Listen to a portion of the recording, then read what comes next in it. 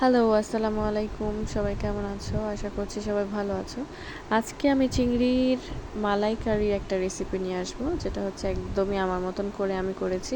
কারণ এই রেসিপিটা আমি যতগুলো দেখেছি সবগুলো আমার কাছে খুবই ক্রিটিক্যাল মনে হয়েছে, মানে খুবই ভেজাল ভেজাল মনে হয়েছে, এত ঝামেলা এরকম। কিন্তু আমি একদম নির্ভেজালভাবে একদম সোজা আমার মতন আমি করেছি।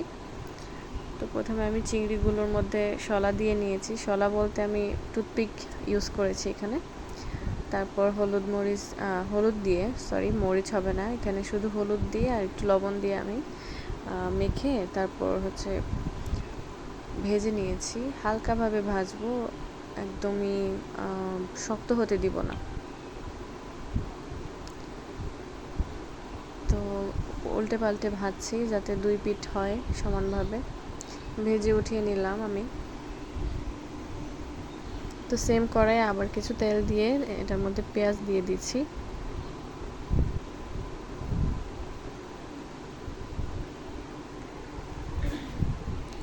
পেঁয়াজগুলো একদম ভাজা ভাজা করব।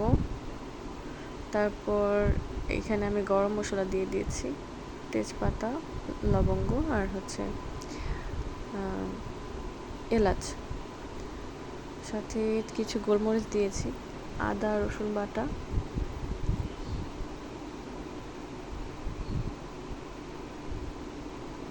লবণ দিয়ে দিলাম, জিরা দিয়ে দিয়েছি,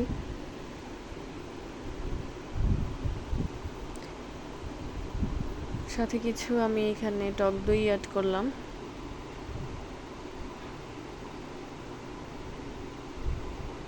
এখন মশলাটা ভালোভাবে কষে গেছে।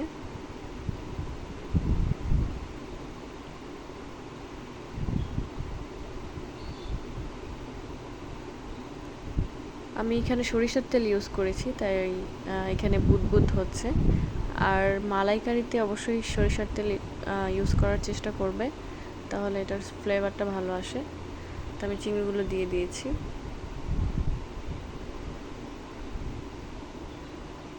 এখানে 1 কাপ দুধ দিয়ে দিলাম আমি। এটা হচ্ছে গরুর দুধ, জাল করা ছিল, গাঢ় করে জাল দেয়া। এখানে আমি নারকেল নিয়ে নিয়েছি। নারকেল একদম মিহি করে ব্লেন্ড করে আমি আস্ত মানে নারকেল সহই দিয়ে দিয়েছি। আমি এখানে নারকেল চেলে নারকেলের দুধটা শুধু দিইনি, নারকেলের সম্পূর্ণ অংশটাই দিয়ে দিয়েছি।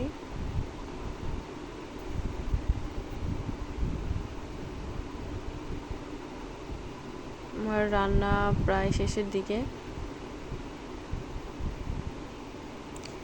দেখতেই বোঝা যাচ্ছে যে আসলে রান্নাটা কেমন হয়েছে। তোমরা যারা ট্রাই করবে তারা আমাকে অবশ্যই জানাবে যে রান্নাটা আসলে কেমন হয়েছে। আমার ফ্যামিলির সবাই অনেক পছন্দ করেছে এবং সাথে সাথেই শেষ।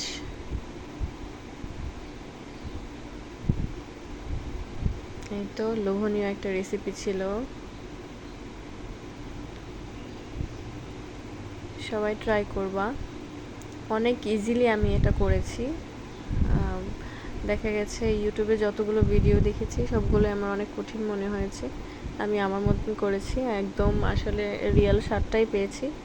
তোমরাও ট্রাই করে দেখো, অবশ্যই ভালো লাগবে। আর ভালো লাগলে আমাকে অবশ্যই কমেন্ট করে জানাবে, তাহলে আমি এরকম ছোট ছোট অনেক রেসিপি তোমাদের সাথে শেয়ার করব। আর হচ্ছে আমার চ্যানেলটি অবশ্যই